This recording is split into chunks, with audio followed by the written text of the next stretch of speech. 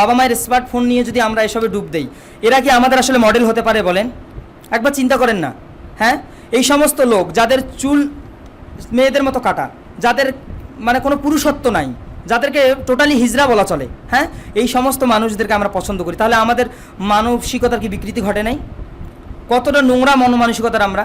আচ্ছা, ইসলামী শরিয়া সমর্থনের দিক দিয়ে তাদেরকে আপনি সাপোর্ট করতে পারবেন? অনেক মানুষ দেখলাম তাদের পক্ষে কাউন্টার দিচ্ছে। আমি আপনাদের এটা শুনে তারপরে আজকে একটু ঘাটাঘাটি করেছি এই কিছুক্ষণ আগে, যে অসংখ্য মাদ্রাসার মেয়ে, অসংখ্য ছেলেরা এটাতে আসক্ত। এটা আসলে খুব একটা কষ্টের বিষয় যে এই দক্ষিণ কোরিয়ার এই বিটিএসে আমরা আক্রান্ত। আমরা বলেই দিলাম যে এটা একটা জঘন্য। এদের যে প্রধান মূল মিশন এবং ভিশন কি জানেন? এদের টার্গেট হচ্ছে, এরা বলে যে উইল কনভার্ট ইউর চিলড্রেন, আমরা তোমাদের সন্তানদেরকে কনভার্ট করব, আমরা তোমাদের সন্তানদের পুরুষত্ব হরণ করব, নারীদেরকে দুশ্চরিত্রা বানাবো, এবং এটা আমরা ধীরে ধীরে করব।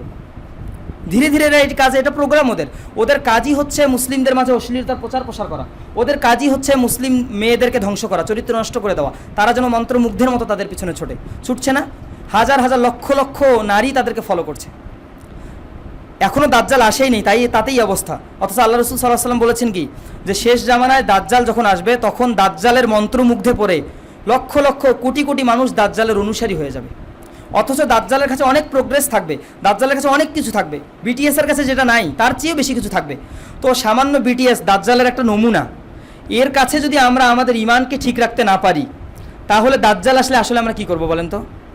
আল্লাহ রসুল সাল্লাল্লাহু আলাইহি ওয়াসাল্লাম বলেছেন যে আমি এক শ্রেণীর নারী সম্পর্কে তোমাদেরকে বলছি যাদেরকে আমি এ পর্যন্ত দেখি নাই। তারা এত অশ্লীল, তাদের চলাফেরা, তাদের পোশাক এমন যে তারা পোশাক পরবে তারপর উলঙ্গ। তাদেরকে আল্লাহ তাআলা জান্নাতে প্রবেশ করাবেন না, জান্নাতের ঘ্রাণও তারা পাবে না। অথচ জান্নাতের ঘ্রাণ অনেক দূর পর্যন্ত পাওয়া যায়। তার মানে জান্নাতে তো দিবেন না, জান্নাতের আশপাশেও তাকে থাকতে দিবেন না। তাহলে আমরা যদি এটা করি তাহলে কি আল্লাহ তাআলা আমাদেরকে জান্নাত দিবে বলেন? এই কাজটা আসলে খুব মানে আমি বলতে পারছি না আসলে আমি আপনাদের কি বলবো, কোন দিক থেকে আপনারা তাদেরকে সমর্থন করেন আমাকে বলেন। এর আগের বক্তব্যে আমরা আল ওয়ালা ওয়াল বারা নিয়ে আলোচনা করি নাই? আল ওয়ালা ওয়াল বারা মানে কি? আল্লাহর প্রতি ঈমান রাখলে কখনো আমরা তাদেরকে ভালোবাসতে পারি? আর তাদেরকে যদি ভালোবাসি তাহলে আমাদের ঈমান থাকবে? আল্লাহ তাআলা বলেছেন কি, ওয়ামিনান নাসি মান ইয়াত্তাখিযু মিন দুনিল্লাহি আনদাদান ইউহিব্বুনাহুম কাহুব্বিল্লাহ। মানুষের মধ্যে এমন কিছু মানুষ আছে যারা আল্লাহকে বাদ দিয়ে আল্লাহর মতো মানুষকে ভালোবাসে। তো মানুষকে ভালোবাসলাম না? বিটিএসকে ভালোবাসলাম না? এই সমস্ত অভিনেতা অভিনেত্রীদেরকে ভালোবাসলাম না? তো এই কাজটা যদি করেন তাহলে আর ঈমান থাকবে না। তা আমরা কি চাই যে মাদ্রাসায় পড়েও আমাদের ঈমান না থাক? হ্যাঁ, আমরা কি চাই বাসায় গেলে স্মার্টফোন নিয়ে এরকম নোংরামি করি? হ্যাঁ, আমরা কি চাই তাদেরকে নিয়ে আমাদের ডায়েরির পাতার পর পাতা লিখি? হ্যাঁ, এটা অনেক কষ্ট দেয়।